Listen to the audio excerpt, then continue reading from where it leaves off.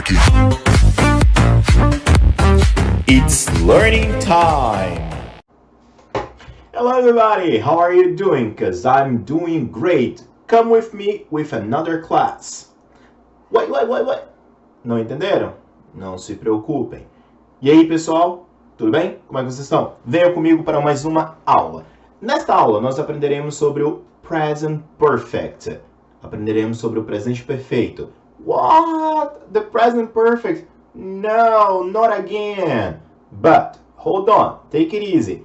Calma, espere aí. Present perfect é um tempo que é incompreendido. Ele é tranquilo, porém, claro, basta começarmos a utilizá-lo e a praticá-lo. Ele can be a little bit tricky, então pode ser uma pegadinha. Por quê? É um tempo verbal que não existe no português. Nós temos o nosso passado, e lá aconteceu, lá ficou, e nós especificamos. O present perfect, não. O present perfect é um tempo verbal que aconteceu em um período que não é conhecido, ou não tem relevância, não é importante para a nossa história, ou tem consequências até o período de hoje. For example, I've read a book. Eu li um livro. Eu tenho um livro e eu estou lendo esse livro. Então, essa ação começou lá no passado e ela ainda tem a consequência até agora. Ou algo que aconteceu em um período que não é definido. For example, my mother has made a delicious cake. Então, a minha mãe fez um bolo delicioso. When this happened? I have no idea. Não tenho ideia. Então, nessa aula, vocês vão aprender a utilizá-lo. Então, sit tight, sentem direitinho, acomodem-se and come with me. Let's learn the present perfect once and for all. Vamos aprender de uma vez por todas. Vamos! Então, eu sei que é complicado falar, tá? Muitas pessoas não gostam da estrutura, um monte de códigos de letras alinhadas, mesma coisa que ver aquelas fórmulas matemáticas, mas we need to study it. You need to learn it, and of course, don't get attached to. Não se apeguem às regras, a menos que vocês precisem aprendê-la para utilizar em uma prova. Caso você queira ensinar o inglês, aí você precisa realmente saber afiado. Mas, se você quer utilizar no dia a dia, vai por mim. Comecem a ouvir, comecem a se adaptar. Quando você menos perceber, seu cérebro já estará acostumado e você já estará utilizando o present perfect, o presente perfeito, corretamente, perfeitamente, no local devido. Lembre-se, quando você menciona expressões como yesterday, ontem, last month, mês passado, last year, last decade, então no ano passado, na última década, quando você utiliza esse tipo de expressão, você deve utilizar o passado simples. Agora, quando você não especifica quando essa ação aconteceu, present perfect, ok? So, let's check this out. Vamos conferir agora a estrutura. Então, nós temos aqui structure. A estrutura, we have this code, ok? Nós temos esse código aqui, não se preocupem, tá? Super tranquilo. We have subject, sujeito. We have the auxiliary verb have or has, tá? Então, você vai utilizar ou um ou outro, jamais os dois. Você vai utilizá-lo de acordo com a conjugação do pronome, tá? Caso não saibam ainda, vejam depois da aula falando sobre pronomes pessoais. Então, lá vocês verão que existem duas formas de conjugar os verbos. Muitos dos verbos são conjugados de duas formas quando falamos de presente. Quando nos referimos a I, eu, you, você, we, nós, you, vocês e they, eles ou elas. Nesse caso, nós utilizamos o have. Se estivermos falando da terceira pessoa do singular, he, she and it, nós utilizamos o has. Neste caso, o exemplo está se referindo à minha pessoa, eu vou utilizar o have. Porém, se você falar de alguém, ele ou ela, ou de um objeto ou animal, has. Aprendam isso. Conjugação simples. Vamos lá. Depois nós temos o verbo no past participle form. O que é isto? É aquela terceira coluninha dos verbos. Peguem o dicionário, pausem o vídeo, peguem o dicionário. Quando vocês abrirem, terá lá infinitive form or base form. Então terá ou a forma infinitiva ou a forma básica. Cada dicionário varia, muda de acordo com a sua nomenclatura. A seguir, nós teremos o simple past, passado simples. E logo após nós teremos o past participle, ou seja, o passado particípio. Esta é a coluna que vai nos interessar enquanto estivermos falando do presente perfeito, tá bom? Sempre a terceira coluna, a do past participle. E depois, caso seja necessário, um complemento. Vamos ver aqui uma frase para verificarmos, para aprimorarmos o nosso conhecimento. Let's do it. Let's check. So, I have watched an amazing movie. Ok, eu assisti um filme incrível. Quando isso aconteceu? It doesn't matter. Não nos importa. Não interessa. Não vem ao caso quando nós estamos utilizando o present perfect. Right? Pay attention at it. Ok? Pay attention on it. Presta atenção a isso. Beleza? Então agora você já sabe a estrutura. Subject. Have or has. Quando você utiliza o have, I, you, we and they. Quando você utiliza o has, he, she, it. Depois o verbo no past participle, a terceira coluninha. E aí o complemento caso se faça necessário. Aqui na minha sentença, vamos decodificar isso aqui. Debug, vamos decodificar. We have I, subject. Have, because of the pronoun. O quê? Nós utilizamos have por causa do nosso pronome. Depois nós temos watched, que é o verbo watch, assistir, na terceira coluna, na coluna do past participle. É uma coincidência que isso é a mesma forma do passado simples. Isso acontece com todos os verbos regulares. A mesma forma do passado simples é a forma do passado particípio. O mesmo não acontece com os verbos irregulares. Mas isso é um assunto para uma próxima aula. Não se preocupem ainda com isso. E o An Amazing Movie, um filme incrível, é apenas o complemento. Poderia ter parado no I have watched? Não, precisamos colocar um complemento, não é? Eu assisti. E assisti o quê?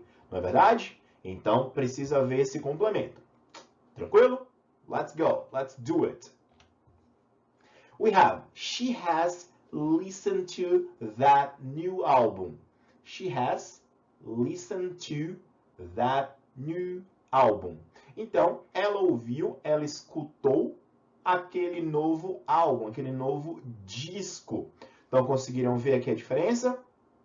I have, she has. Então, está conjugado na terceira pessoa do singular. Então, essas são as duas formas dos verbos auxiliares. Ou he, ou she. Pay attention on it. Ok? Let's do it. Vamos agora para a nossa forma negativa, the negative form, ok? Afinal de contas, você precisa negar, não é verdade? Aqui eu quero dizer, eu não assisti a um filme incrível, na verdade foi o contrário, tá? It was the opposite, foi o oposto, o contrário, o filme was terrible, o filme foi terrível. Então, vamos aprender a falar desta forma, tá bom? Então, super simples. Nós temos aqui toda a estrutura, subject, have or has, a mesma estrutura do presente, na forma presente perfeito, na forma afirmativa. Depois nós temos aí o past participle form plus complement. Então, nós temos aquele códigozinho que nós vimos. Temos o exemplo, I have watched an amazing movie and she has listened to that new album. That's okay. No problem at all. But we have to make the negative form, right? Temos que fazer a forma negativa, certo? Então, como faremos isso? O que devemos fazer? Devemos acrescentar a partícula negativa not. Aonde eu faço? Aonde eu encaixo? Aonde eu coloco? Aonde ela entra? Veremos aqui agora. Se eu quero fazer a forma negativa aqui da estrutura do present perfect a partir da forma afirmativa, basta acrescentarmos o not. E o not, ele deve vir aonde? Após o verbo auxiliar, have or has. Então, prestaram atenção? Mentalizaram aqui como está a estrutura afirmativa? Pois bem, agora, look, the negative structure. Então, nós temos aqui agora o subject, o have or has, plus not, plus past participle form, plus complement. Can you see it? Look, the example. Então, vejam, o exemplo ainda está na forma afirmativa, certo? Vejam agora. I have watched an amazing movie. Isso está na sentença afirmativa. Olha a negativa. I have not watched an amazing movie. Ok? Então, eu não assisti a um filme incrível. Né? The film was terrible. Tá bom? Então, o filme foi terrível. Não, nem pensar. No way, not a chance. Go. Tá? Agora, veja um exemplo na terceira pessoa. Como vocês já podem imaginar, vamos fazer o quê? Vamos acrescentar a partícula negativa not, aonde? Após o verbo auxiliar has. Então vai ficar she has not listened to that new album. Então ela não ouviu ao novo disco. It was boring, it was repetitive, it doesn't matter. Não importa. Ela simplesmente não ouviu ao novo álbum. Tá bom? Então, isso tem sequência até agora. Desde que o álbum foi lançado até esse presente momento, ela ainda não ouviu. É novidade para ela. Conseguiram compreender? Perceberam? Sendo assim, vocês agora podem ver pelo título aqui. Structure, negative and interrogative. Então, está faltando uma. Vamos segui-la? Vamos para ela? Agora, nós temos aqui the negative and interrogative form, but our focus is on the interrogative form, right? Então, nós temos o nosso foco aqui agora na forma interrogativa. Já vimos a negativa, já vimos a afirmativa. Então, como vocês podem ver aqui, eu tenho essa seta, this arrow. This arrow is pointing from one side, from one part to the other. Então, esta seta, ela está apontando de um lugar para o outro. Por quê? Porque ao montar uma estrutura a partir da uma estrutura interrogativa, a partir da estrutura afirmativa, nós devemos fazer o quê? Mudar de posição. Nós devemos pegar o have e o has e devemos trocar com o sujeito. É isso que nós faremos aqui agora. Vejam bem, a estrutura afirmativa, subject plus have or has plus past participle, form plus complement, right? Mas, olhem agora. Houve uma alteração. O que nós fizemos? Colocamos o have ou has, vai depender do sujeito, no início da frase, seguido de um sujeito. Depois nós tivemos o passado particípio e o complemento. Beleza? Tranquilo? Mas calma aí, ainda não acabou. Tem um elemento muito importante, mas eu deixei-o para o final. Vamos lá agora? Olha um exemplo. I have watched an amazing movie. Agora vamos perguntar, have I watched an amazing movie? Eu assisti a um filme incrível? É aquele questionamento, você termina de ver o filme, você está em êxtase, você está super empolgado, mas vai passando o tempo, você vai pensando, você vai vendo, mas aquele plot, it wasn't interesting, tá? Então aquele roteiro, aquela virada não foi interessante.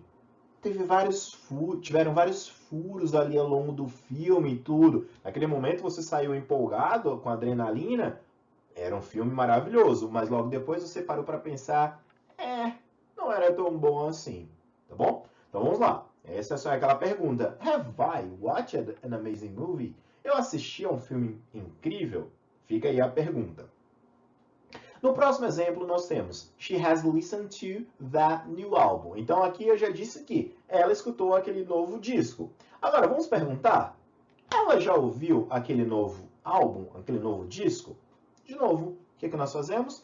Nós invertemos aí. Colocamos o auxiliar antes do sujeito. No caso, é she, eu utilizei o has. Dito isso, eu preciso que vocês prestem bastante atenção. Feito toda essa estrutura maravilhosa, linda e bonita, so beautiful, right? Não está completa. Existe um elemento de vital importância, que é o nosso question mark. ou também conhecido como sinal de interrogação. Tá? Então, se você montar essa estrutura desta forma e não colocar o question mark, a sentença ainda não está completa, ela está incorreta, está errada. Tá? Então, não esqueçam, jamais esqueçam de colocar o question mark, ó, bem aí no finalzinho. Tranquilo? Jamais esqueçam dele. Ele é de muita, vital e total importância. Então, para montar a estrutura interrogativa do present perfect, I need have or has, subject, plus past participle, form, plus the complement. Okay? Don't forget about it.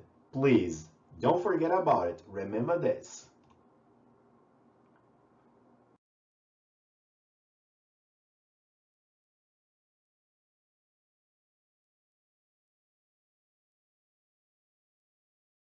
Então, quando falamos de present perfect, existem duas palavras que estão atreladas, que estão ligadas a ele.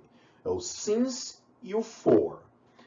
Ambos indicam o tempo em que uma ação acontece, tá? O since, ele indica, ele expressa o momento exato em que algo aconteceu, em que algo começou, em que algo teve início. Aqui, I've recorded videos on YouTube since 2018.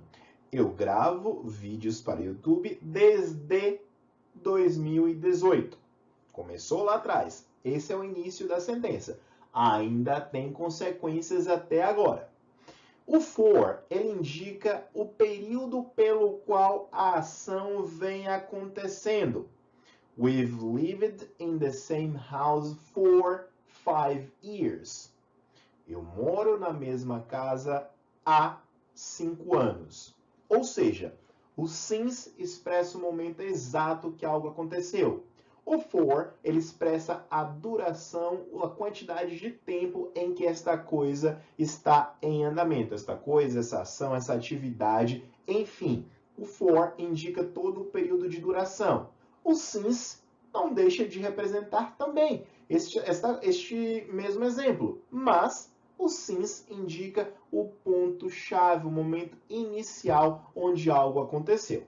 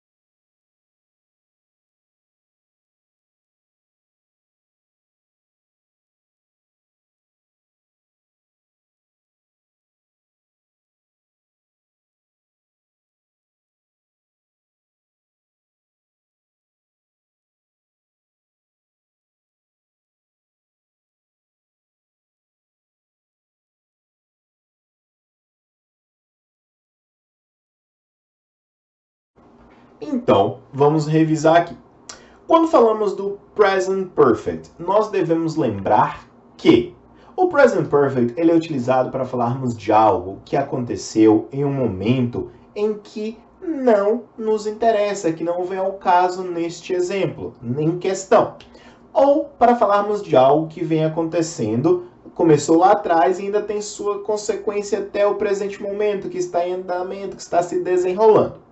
Quando falamos do present perfect, devemos lembrar de dois elementos fundamentais, o since e o for. O since indica exatamente o ponto inicial em que algo aconteceu, em que algo começou, em que algo se iniciou.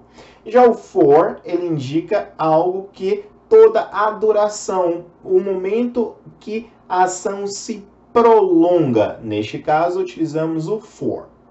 Devemos lembrar também que a estrutura do present perfect é subject, sujeito, verbo auxiliar have or has, and the past participle form of the verb, a forma particípia do verbo, ou também conhecido como terceira coluna. E, é claro, se fizer necessário, um complemento. Sentença afirmativa. Se eu quero transformar esta sentença, essa estrutura negativa, o que eu faço? Eu acrescento a partícula negativa not. Aonde que eu acrescento esse not?